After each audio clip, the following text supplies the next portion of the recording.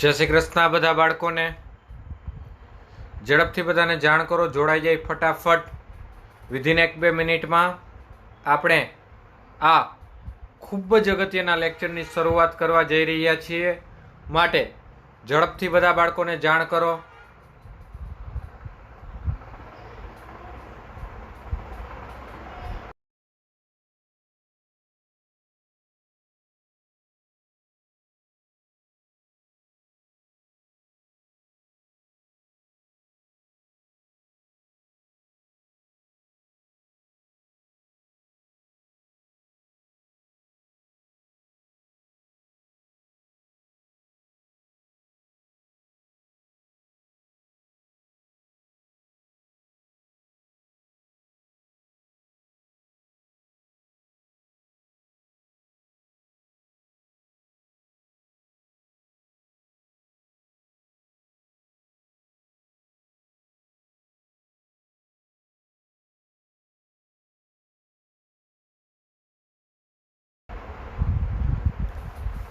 ચાલો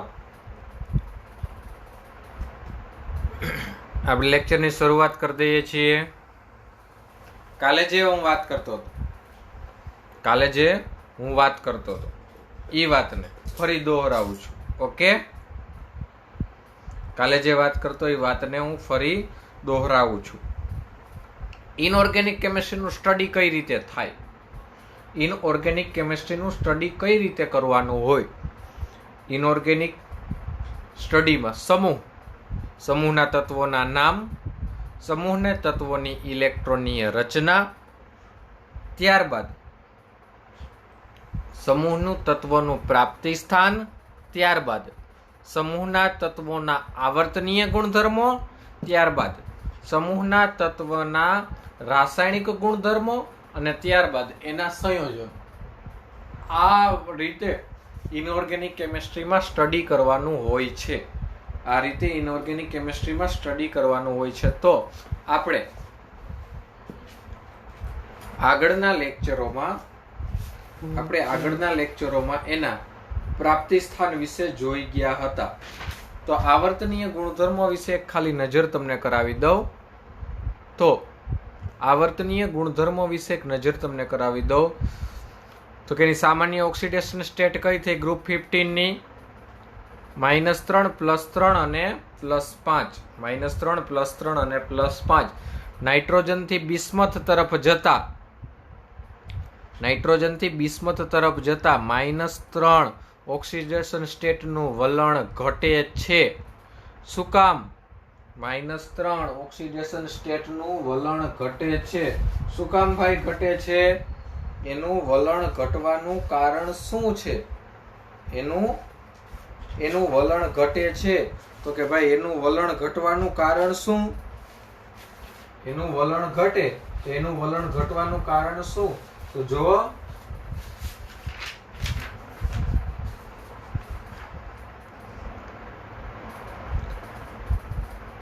આ નાઇટ્રોજન, આ બિસ્મથ, નાઇટ્રોજનથી બિસ્મથ તરફ જતા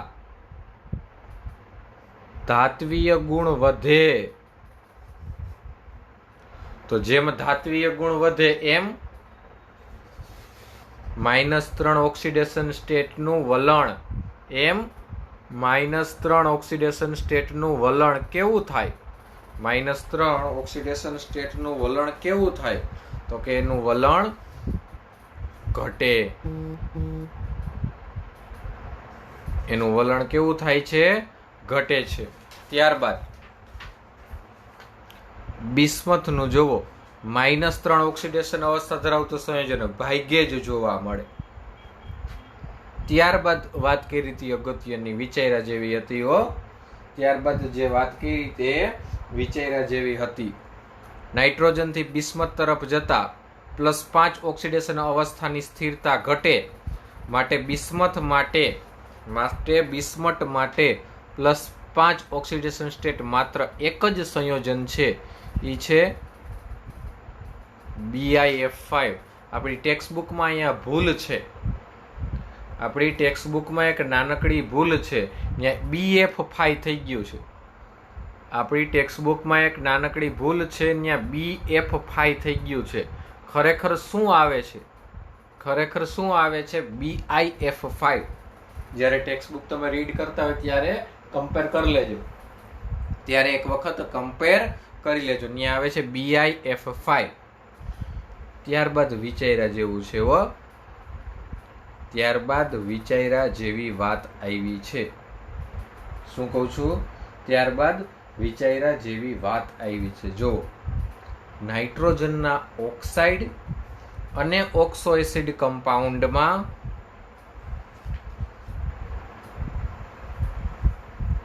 +5 ઓક્સિડેશન સ્ટેટ વાળું સંયોજન શક્ય બને, પરંતુ હેલોજન સાથે +5 ઓક્સિડેશન સ્ટેટ ધરાવતું સંયોજન શક્ય નથી. સંયોજન શક્ય નથી કારણ કે સંયોજકતા કોષમાં તેમાં ડી કક્ષકો પ્રાપ્ય નથી. સંયોજકતા કોષમાં ડી કક્ષકો પ્રાપ્ય નથી. જો હું વાત કહે છે, હું વાત કહે છે, જોજો, હું તમને કહેવા માંગુ એ જોજો. આ વાત ઉપર જ હું તમને આગળ લઈ જાઉં છું. આ વાત ઉપર જ હું તમને આગળ લઈ જાઉં છું. અતિસંયુગ્મ અસરની મારે વાત કરવી છે. જોજો આગળ હું કહેવા માંગુ છું, વિચારજો. According to inorganic chemistry,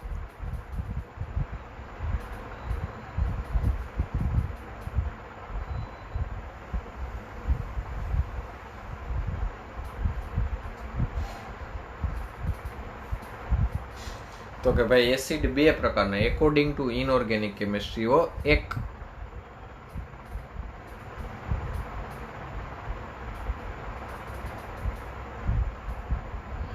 હાઇડ્રોહેલિક acid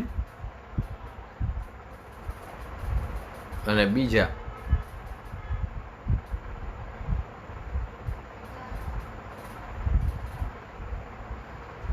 oxo acid. પહેલા હાઇડ્રોહેલિક એસિડ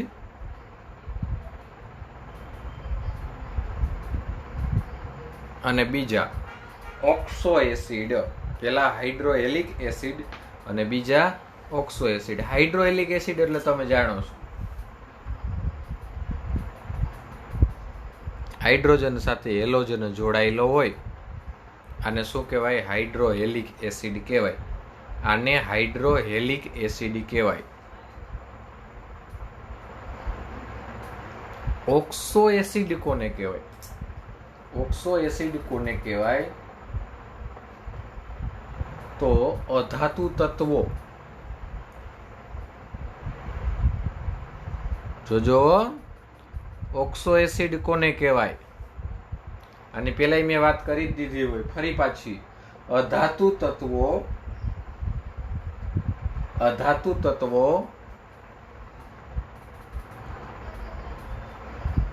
ઓક્સિજન અને હાઇડ્રોજન સાથે સંયોજાય. ઓક્સિજન અને હાઇડ્રોજન સાથે સંયોજાય અને જે કમ્પાઉન્ડ બનાવે એને કહેવાય ઓક્સો એસિડ. એને કહેવાય ઓક્સો એસિડ. જો શું વાત કીધી હો, પોઈન્ટ અહીંયા છે. અધાતુ તત્વો, અધાતુ તત્વો કોની હારે જોડાય? ઓક્સિજન અને હાઇડ્રોજન હારે જોડાય. કોની હારે જોડાય? ઓક્સિજન અને હાઇડ્રોજન હારે જોડાય અને જે સંયોજન બનાવે, અને જે સંયોજન બનાવે એને ઓક્સો એસિડ સંયોજન કહે છે. એને ઓક્સો એસિડ સંયોજન કહે છે. ક્લોરીન અધાતુ, ક્લોરીન અધાતુ, ક્લોરીન અધાતુ એનું ઓક્સો એસિડ સંયોજન HClO4. જો ક્લોરીન અધાતુ, હાઇડ્રોજન આવી ગયો, ઓક્સિજન આવી ગયો, હાઇડ્રોજન આવી ગયો, ઓક્સિજન આવી ગયો. શું નામ?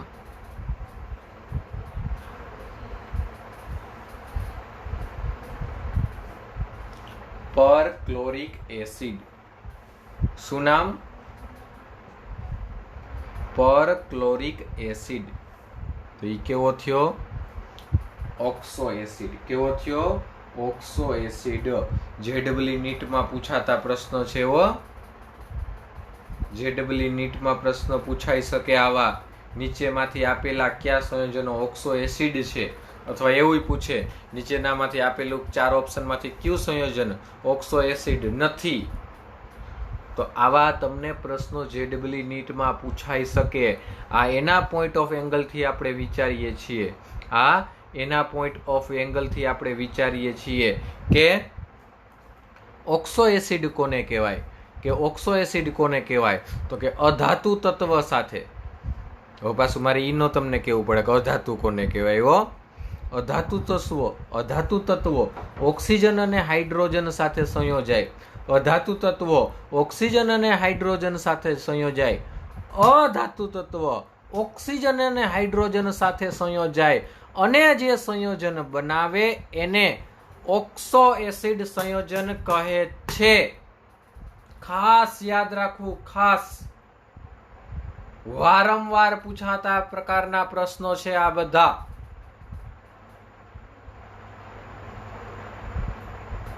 રેડી?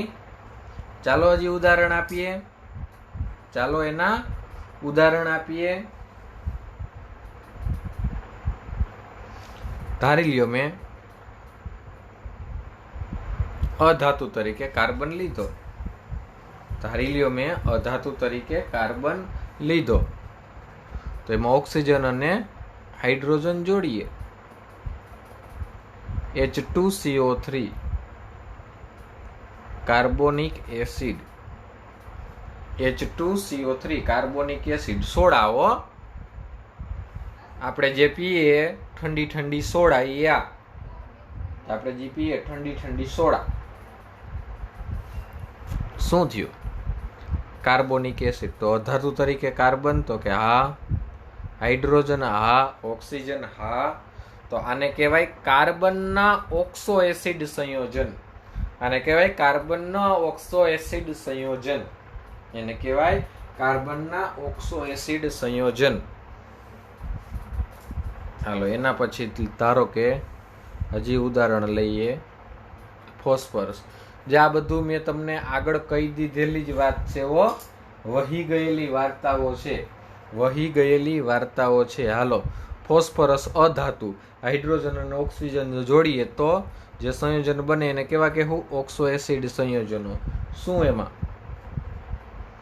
H3PO4 છે ફોસ્ફરસ, છે ઓક્સિજન, છે હાઇડ્રોજન. તો કે હા. તો શું એનું નામ થશે? Phosphoric acid. શું નામ થઈ જશે? Phosphoric acid. હાલો, એના પછી H3PO3. H3PO3 શું થઈ જશે? Phosphorus acid.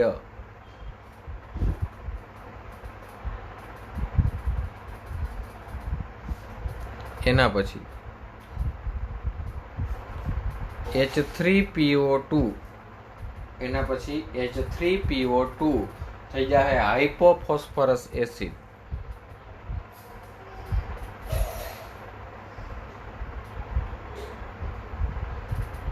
હાઇપોફોસ્ફરસ એસિડ. તો આ ત્રણેય ફોસ્ફરસના ઓક્સો એસિડ કમ્પાઉન્ડ છે. આ ત્રણેય ફોસ્ફરસના ઓક્સો એસિડ કમ્પાઉન્ડ છે. હાલો, એના પછી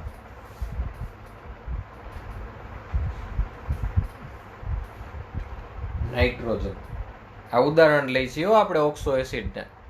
આ ક્યાંય આમ સિલેબસમાં નથી, પણ એટલે એવું ન હોય કે ન પૂછાય. સિલેબસમાં નથી એટલે એવું ન હોય કે ન પૂછાય. હો, પૂછાય જ. પૂછાય જ. હાલો, HNO3 નાઇટ્રોજન અધાતુ, હાઇડ્રોજન અને ઓક્સિજન. તો નાઇટ્રોજનના ઓક્સો એસિડ એનું નામ નાઇટ્રિક એસિડ. હાલો, એના પછી HNO2 nitrous acid, HNO2 nitrous acid. એના પછી HNO4, જોવો HNO4 હો, પેરોક્સી નાઇટ્રિક એસિડ અથવા એને કહેવાય પર નાઇટ્રિક એસિડ. જોવો H4 હો, ઓક્સિજન વચ્ચે બંધ છે, પેરોક્સી બંધ. ભણી ગયા આપણે રેડોક્સમાં, તો આને કહેવાય નાઇટ્રોજનના ઓક્સો એસિડ. આને કહેવાય નાઇટ્રોજનના ઓક્સો એસિડ. તો આ બધી વસ્તુનો ખ્યાલ રાખવાનો છે. ઓકે,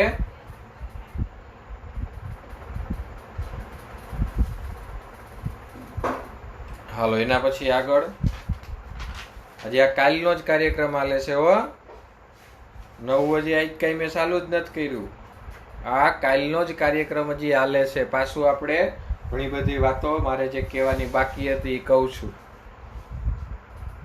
ઘણી બધી વાર્તાઓ કાલે કહેવાની બાકી હતી એ કહું છું. નવું કઈ ચાલુ કર્યું નથી. આ કાલનો જ કાર્યક્રમ છે. હા, કાલનો જ કાર્યક્રમ છે. જોઈએ છીએ એમાં આગળ. એક મિનિટ હું પેજ લઈ લઉં. આજ તો ઘણું બધું જોવાનું થાય, એટલે ડુ નોટ વરી, ચિંતા ન કરશો. ઓકે,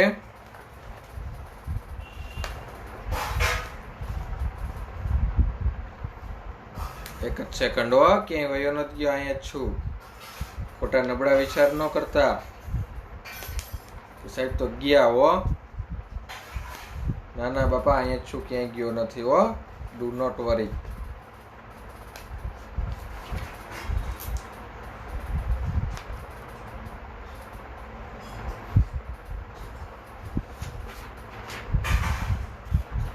હાલો, હવે આ વાત કરવાની છે. રેડી? હવે મારે આ વાત કરવાની છે. અને આગળ હજી ઘણું લખ્યું છે હો, વિસમીકરણ વાળું. એ મારે હજી તમને સમજાવવું છે. હજી પાછું મારે તમને સમજાવવું છે. તો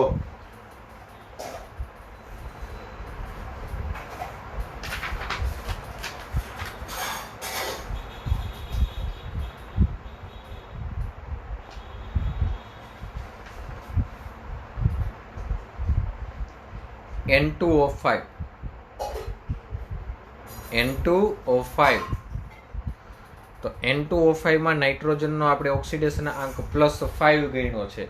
કઈ રીતે? N2O5 માં આપણે નાઇટ્રોજનનો ઓક્સિડેશન આંક +5 ગણ્યો છે. કઈ રીતે? જો આ વાત મેં રેડોક્સમાં ભણાવી જ દીધી હોય તો પણ જોઈએ.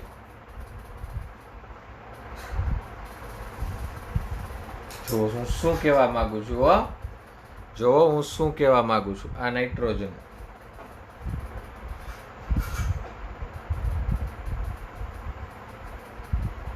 રેડી?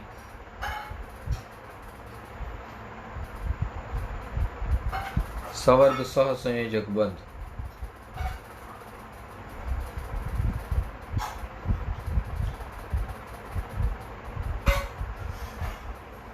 રેડી? તો તમને પહેલો જ પ્રશ્ન થાય, સાહેબ અહીંયા +1, હાલ અહીંથી +1, અહીંથી +1, તો આ તો 3 જ થયા +3. તમે તો અહીંયા નાઇટ્રોજનના કેટલા ગણાવ્યા છે? +5. નાઇટ્રોજનનો ઓક્સિડેશન આંક કેટલો ગણાવ્યો છે? +5. પણ જે આ બંધ છે એ સવર્ગ સહસંયોજક બંધ છે. એ બંધ છે એ કેવો છે? સવર્ગ સહસંયોજક બંધ છે. એ બંધ કેવો છે? સવર્ગ સહસંયોજક બંધ છે. અને ઘટના એવી બને કે શું ઘટના બને?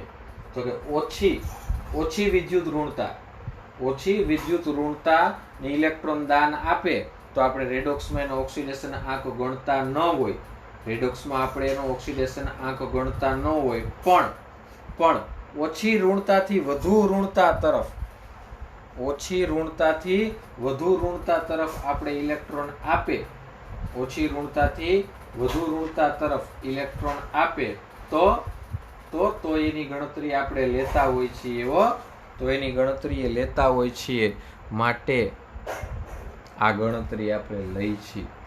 અહીંયા થશે +2. તો નાઇટ્રોજન માટે 1 2 3 4 5, તો પછી એનો આપણે ઓક્સિડેશન અંક કેટલો ગણીએ છીએ? 5. એનો ઓક્સિડેશન અંક કેટલો ગણીએ છીએ? 5. આ ઘટના મારે તમને સમજાવવી હતી, આ ઘટના મારે તમને સમજાવવી હતી.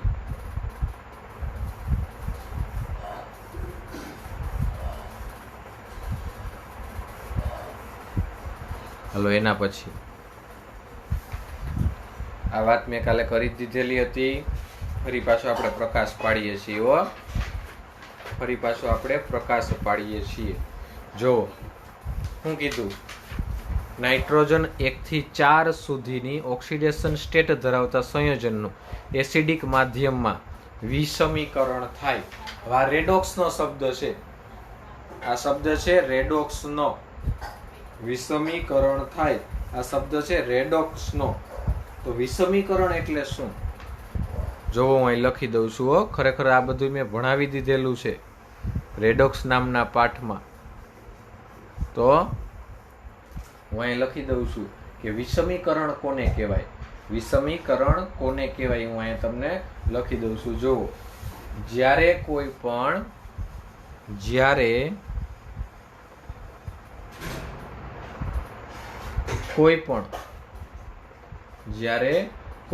તત્વ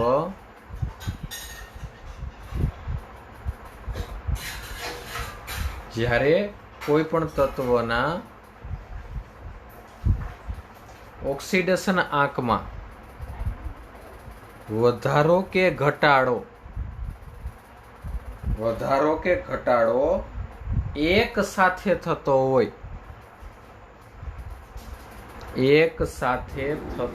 હોય, તો તેવી રેડોક્સ પ્રક્રિયાને કેવી પ્રક્રિયા? વિષમીકરણ પ્રક્રિયા કહે છે. તેવી રેડોક્સ પ્રક્રિયાને કેવી પ્રક્રિયા? તો કે વિષમીકરણ પ્રક્રિયા કહે છે. તેવી રેડોક્સ પ્રક્રિયાને કેવી પ્રક્રિયા કહેવામાં આવે? વિષમીકરણ પ્રક્રિયા. એને વિષમીકરણ પ્રક્રિયા કહેવામાં આવે છે. તો જુઓ પ્રક્રિયા.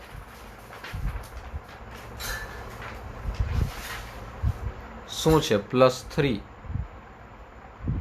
તો અહીંયા વધારો દેખાય છે, તો કે હા, અહીંયા વધારો દેખાય છે. અહીંયા ઘટાડો દેખાય છે, તો કે હા, અહીંયા ઘટાડો દેખાય છે. તો તમારે ઓક્સિડેશન આંકમાં વધારોય જોવા મળ્યો, ઓક્સિડેશન આંકમાં ઘટાડોય જોવા મળ્યો. તો આ પ્રક્રિયાને વિષમીકરણની પ્રક્રિયા, આ પોઈન્ટ ટુ બી નોટેડ ફોર મોસ્ટ IMP. આમાંથી વારંવાર પ્રશ્નો પૂછાઈ શકે. વિષમીકરણ પ્રક્રિયા, તો તમે લીધેલા ઘટકના ઓક્સિડેશન આંકમાં વધારોય થાય છે, તમે લીધેલા ઘટકના ઓક્સિડેશન આંકમાં ઘટાડોય થાય છે. માટે આ પ્રક્રિયાને વિષમીકરણ પ્રક્રિયા, માટે આ પ્રક્રિયાને કેવી પ્રક્રિયા કહેવામાં આવે? વિષમીકરણ પ્રક્રિયા કહેવામાં આવે છે. જો આમાં પણ વિષમીકરણ થાય, આમાં પણ વિષમીકરણ થાય. કઈ રીતે થાય? આમાં પણ વિષમીકરણ થાય. કઈ રીતે? જો આ ઓક્સિડેશન આંકમાં વધારો અને અહીંયા ઓક્સિડેશન આંકમાં ઘટાડો. તો જ્યારે કોઈ પણ તત્વના ઓક્સિડેશન આંકમાં વધારો કે ઘટાડો એક સાથે થાય, જો એક જ સાથે થયો, એક સાથે થાય, તો આવી પ્રક્રિયાને વિષમીકરણ પ્રક્રિયા કહે છે. તો આવી પ્રક્રિયાને કેવી પ્રક્રિયા કહેવાય? વિષમીકરણ પ્રક્રિયા કહે છે. ત્યારબાદ આર્સેનિક થી બિસ્મથ તરફ જતા +3 ઓક્સિડેશન સ્ટેટની સ્થિરતા વધવાના કારણે વિષમીકરણ થવાની વૃત્તિમાં શું થાય છે? ઘટાડો. વિષમીકરણની વૃત્તિમાં શું થાય? ઘટાડો. ત્યારબાદ નાઇટ્રોજનના સંયોજક કક્ષમાં ડી કક્ષકનો અભાવ હોવાથી તેની વેલેન્સી 4 છે, જ્યારે બાકીના તત્વોમાં સંયોજકતા કક્ષા ડી કક્ષકો ધરાવે, તેથી તે 4 થી વધુ સંયોજનો બનાવી શકે. દાખલા તરીકે વાત કરીએ આપણે નાઇટ્રોજનની. તો જો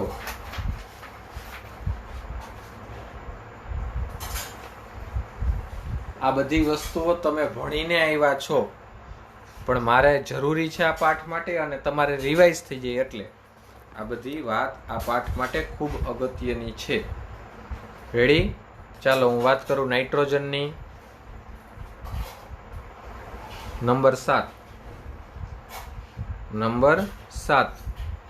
He2S2 અને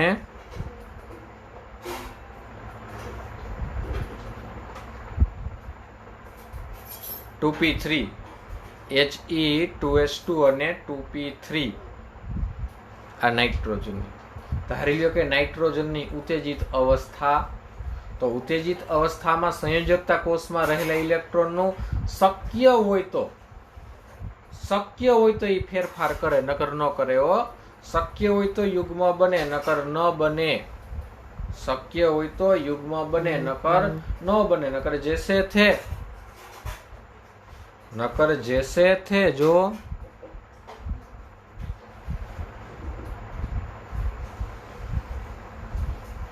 He2S2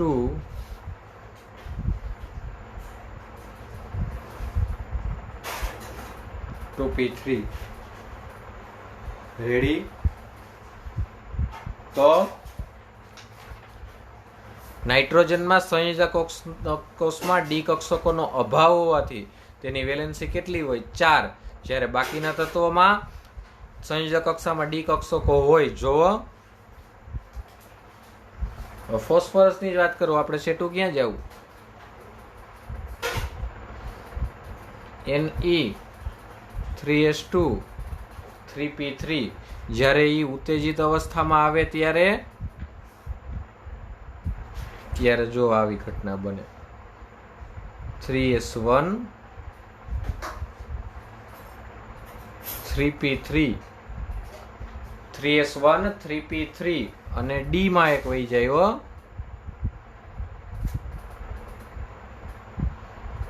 તો જો ડી કક્ષકની પ્રાપ્તિ થઈ. માટે સંયોજક કક્ષમાં ડી કક્ષકો ધરાવતા હોવાથી તે આવા 4 કરતા વધુ સંયોજકતા ધરાવતા સંયોજનો બનાવી શકે. જો આ 4 કરતા વધુ જ છે બધાયમાં. જો સંયોજકતા 4 કરતા વધુ જ છે બધાયમાં સંયોજકતા. Okay, clear? તો આ બધી જે વાર્તાઓ થઈ એ કાલની થઈ.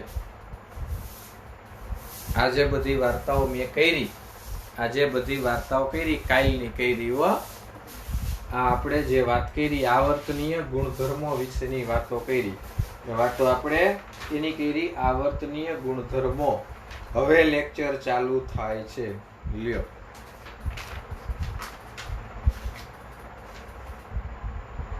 હવે લેક્ચરની શરૂઆત આપણે કરીએ છીએ. ચાલો,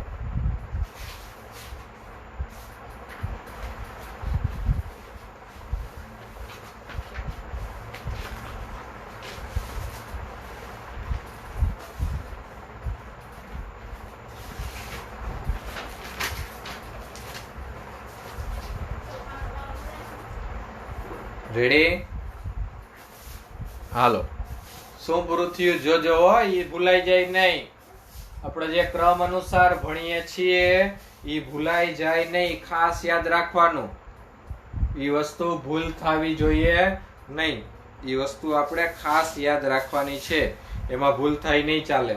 શું જોયું? તત્વોના નામ, એની ઇલેક્ટ્રોનીય રચના, એનું પ્રાપ્તિ સ્થાન અને એના આવર્તનીય ગુણધર્મો.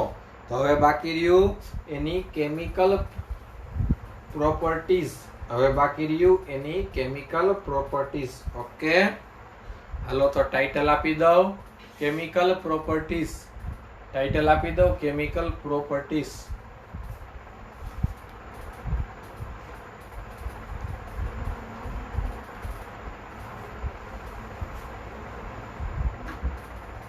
ચાલો,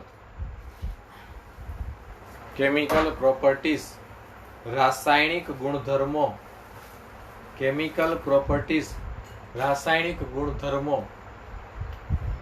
રેડી? તો હવે સમૂહ 15 ના, તો આપણે હવે સમૂહ 15 ના રાસાયણિક ગુણધર્મોની ચર્ચા કરવાની થાય. સમૂહ 15 ના રાસાયણિક ગુણધર્મોની ચર્ચા આપણે આમાં કરશું. ઓકે, તો ધીરે ધીરે બધા રાસાયણિક ગુણધર્મોની ચર્ચા આપણે કરીએ. Okay,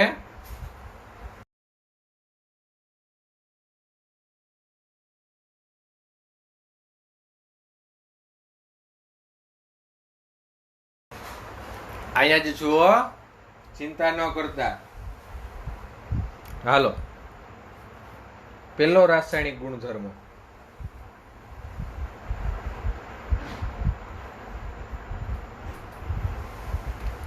reactivity. પેલો રાસાયણિક ગુણધર્મ રિએક્ટિવિટી ફોરવર્ડ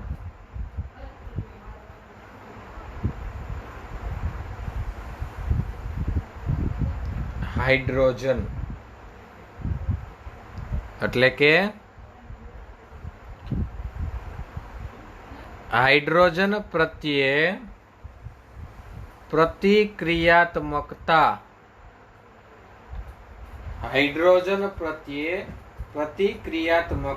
ઓકે, હું હાઇડ્રોજન પ્રત્યે પ્રતિક્રિયાત્મકતા. રેડી? હાલો, કેની વાત? સમૂહ 15. કોણ કોણ? નાઇટ્રોજન, ફોસ્ફરસ, આર્સેનિક, એન્ટીમની અને બિસ્મથ. ખાસ વાત યાદ રાખવાની કે મોસ્કોવિયમને આ ગુણધર્મોમાં ભેગું લેવાનું નથી. શું કામ? તો કે મોસ્કોવિયમ રેડિયો એક્ટિવ એલિમેન્ટ છે, એની કેમેસ્ટ્રી જુદા પ્રકારની હોય. મોસ્કોવિયમ કેવું છે? Radio active elements. તો એની કેમેસ્ટ્રી જુદા પ્રકારની હોય, માટે ખાસ એને આમાં લેવાનું નથી, એને આમાં ભેળવવાનું નથી.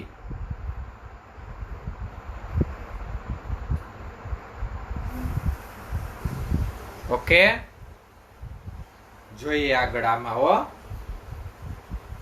તો જોવો હું લખાણ કરું છું હવે. હાઇડ્રોજન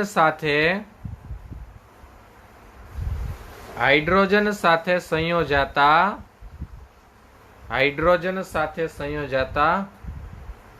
MH3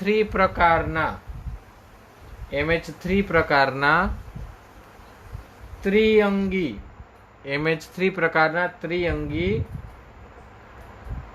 હાઇડ્રાઇડ આપે છે, જ્યાં M બરાબર હું નાઇટ્રોજન થી બિસ્મથ. તો આવા પ્રકારના હાઇડ્રાઇડ, MH3 પ્રકારના હાઇડ્રાઇડ સમૂહ 15 ના તત્વો આપે છે. રેડી? અને જો એનો કઈક આકાર આવો હોય છે.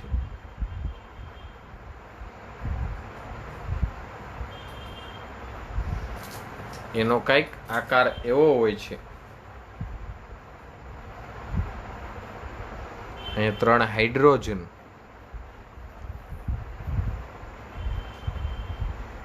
આનો આકાર કેવો? પિરામિડલ.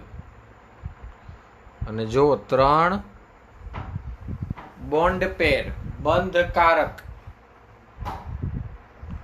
અને 1 થઈ જશે લોન પેર, અબંધકારક ઇલેક્ટ્રોન યુગ્મ. જો દેખાય છે અબંધકારક ઇલેક્ટ્રોન યુગ્મ, અને અહીંયા કહેવાય છે બોન્ડ પેર, બંધકારક ઇલેક્ટ્રોન યુગ્મ, બંધકારક ઇલેક્ટ્રોન યુગ્મ. અને અને આ બધા કોણ? એના ઉદા તો ન આપ્યા. હાલો જોઈએ એનું ઉદું. આ બધા કોણ? તો NH3 ને હું ને તમે જાણીએ છીએ કે એને એમોનિયા કહેવાય. NH3 ને એમોનિયા કહેવાય. PH3 એને ફોસ્ફીન કહેવાય, એને ફોસ્ફીન કહેવાય. ASH3 એને આર્સિન, એનું નામ આપવામાં આવ્યું આર્સિન.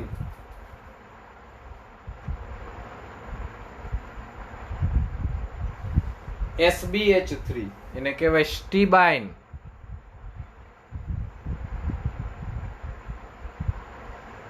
અને BiH3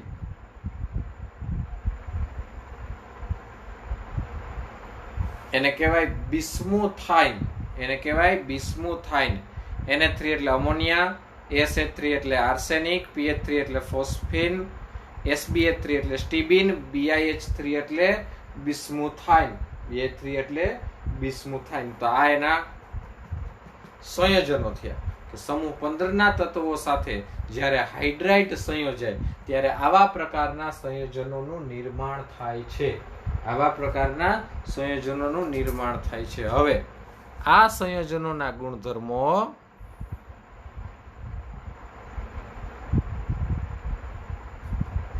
આ જે સંયોજનો બન્યા સમૂહ 15 ના હાઇડ્રાઇડ, એના ગુણધર્મો જો સમૂહ 15 ની નથી વાત કરતો હું, કેની વાત કરું છું?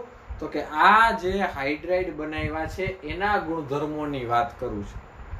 જે હાઇડ્રાઇડ બનાવ્યા છે એના ગુણધર્મોની વાત કરું છું. તો એમાં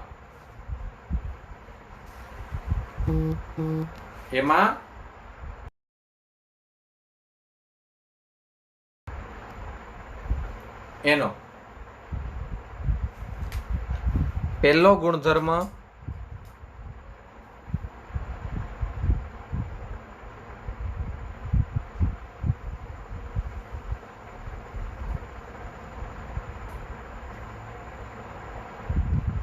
બેઝિસિટી. પહેલો ગુણધર્મ બેઝિકતા. પહેલો ગુણધર્મ એનો બેઝિસિટી. બેઝિસિટી એટલે બેઝિકતા. તો બેઝિસિટી શું કહે જો?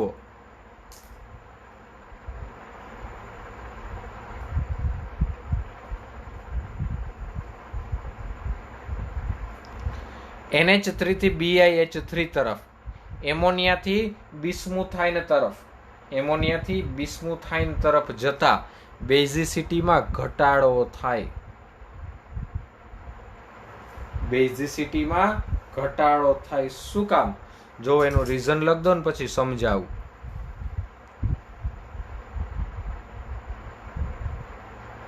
તમારે બોર્ડમાં ખાલી રીઝન જ લખવાનું હોય ને સમજાવવાનું ન હોય. ખાલી તમારે રીઝન જ લખવાનું હોય, એને સમજાવવાનું ન હોય.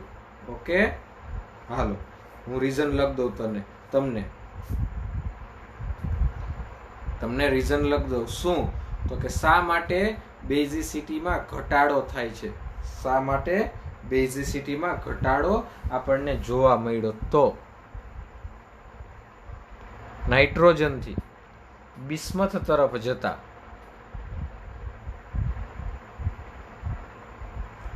પરમાણવીય કદ વધે. નાઇટ્રોજનથી બિસ્મથ તરફ જતા, નાઇટ્રોજનથી બિસ્મથ તરફ જતા પરમાણવીય કદ વધે. તેથી એકમ કદમાં ઇલેક્ટ્રોન ઘનતા ઘટે છે. તેથી એકમ કદમાં ઇલેક્ટ્રોન ઘનતા ઇલેક્ટ્રોન ઘનતા ઘટે છે. તેથી એકમ કદમાં ઇલેક્ટ્રોન ઘનતા ઘટે છે. હવે આ ઇલેક્ટ્રોન ઘનતા ની બધું શું આપણે એમ કીધું કે ભાઈ NH3 થી નીચે તરફ જાવ BH3 તરફ તો બેઝિસિટીમાં ઘટાડો થાય તો NH3 ની બેઝિકતા વધુ થઈ અને BH3 ની સૌથી ઓછી થઈ. BH3 ની સૌથી ઓછી થઈ. તો એવું શા માટે? તો એવું આપણને એવું કીધું પરમાણ્વીય કદ વધે તેથી તેની એકમ કદમાં ઇલેક્ટ્રોન ઘનતા ઘટે છે. એકમ કદમાં ઇલેક્ટ્રોન ઘનતા ઘટે છે. આવું શું કામ? તો જોઈએ હાલો. જો હું અહીંયા લઈ લઉં NH3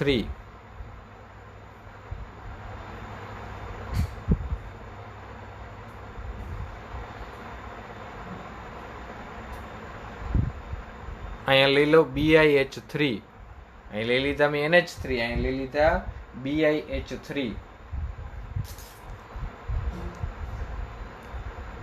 આ શું હોય છે?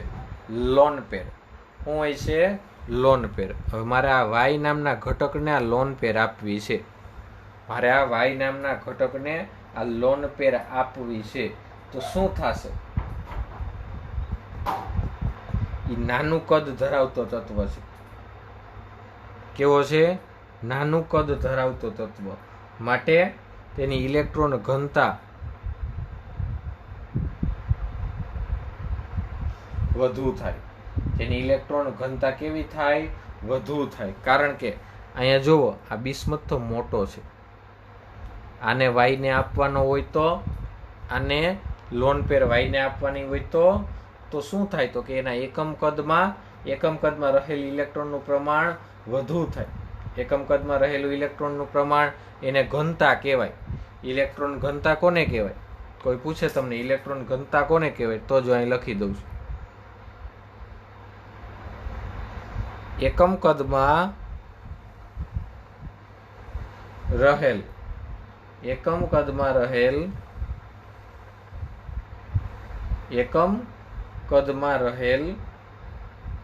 ઇલેક્ટ્રોનનું પ્રમાણ વધુ ઘનતા કહેવાય. જો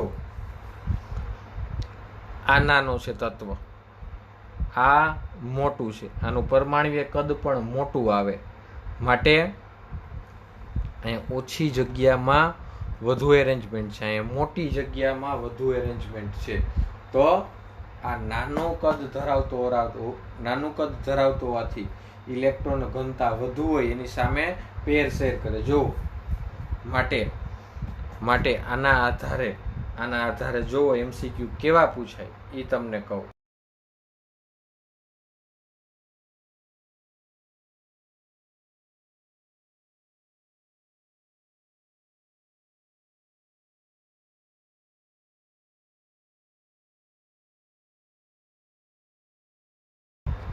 કેવા MCQ પૂછાય તો એની ચર્ચા કરીએ. તો પ્રશ્ન આવો પૂછાય,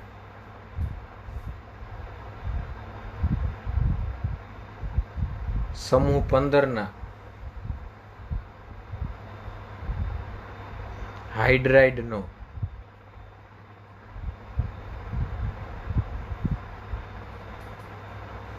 બેઝિસિટીનો ક્રમ.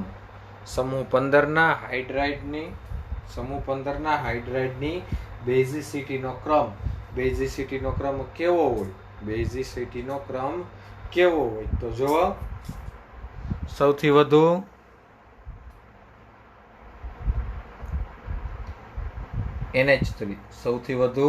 NH3 એનાથી ઓછું PH3, AH3 આર્સેનિક, SbH3,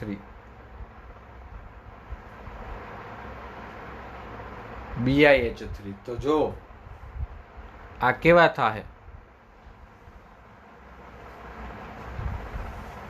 થાય? સૌથી વધુ બેઝિક. અને આ કેવા થાય? તો સૌથી ઓછા બેઝિક. એ કેવા થાય? સૌથી ઓછા બેઝિક. ઓલા કેવા થાય? સૌથી વધુ બેઝિક.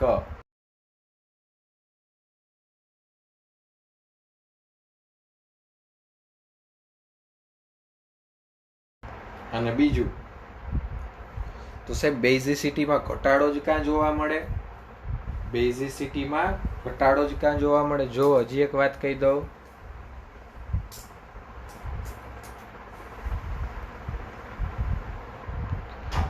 NH3 ને તમે પાણીમાં એડ કરો તો એક સોલ્યુશન બને NH4OH નું. ઈ બેઝિક હોય. ઈ કેવું હોય? બેઝિક. અને જ્યારે PH3 ને તમે પાણીમાં ઉમેરો તો PH4OH નામનું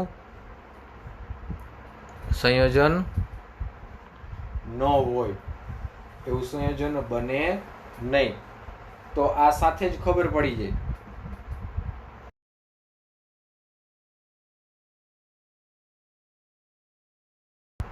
આ સાથે જ તમને ખબર પડી જાય કે NH3 સૌથી વધુ બેઝિક છે અને BiH3 સૌથી ઓછા બેઝિક હશે.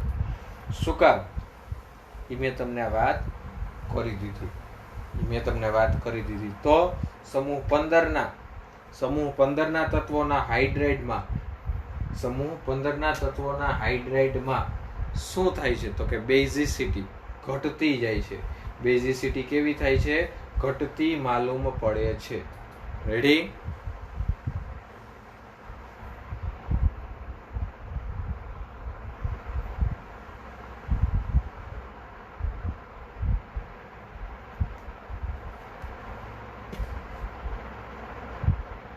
ચાલો 2 મિનિટનો બ્રેક. 2 મિનિટના બ્રેક પછી ફરી પાછા મળીએ છીએ. અહીંથી આગળ અકાવાનું છે.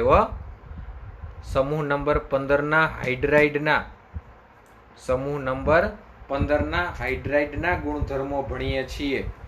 એમાં બેઝિસિટીનો ગુણધર્મ ભણ્યા. હવે ભણશું સ્ટેબિલિટી અને ગુજરાત બોર્ડ અને જે નીટમાં પૂછાયેલા પ્રશ્નો, કે જેમાં ગુજરાત બોર્ડ 2020માં જે પ્રશ્ન પૂછાયેલો હતો, જે ગુજરાત બોર્ડમાં છેલ્લી લેવાયેલી એક્ઝામ, એની પણ ચર્ચા આપણે 2 જ મિનિટમાં કરીએ છીએ. તો વિધિન 2 મિનિટમાં ફરી પાછા ઓનલાઈન સેશનમાં મળીએ. ઓકે.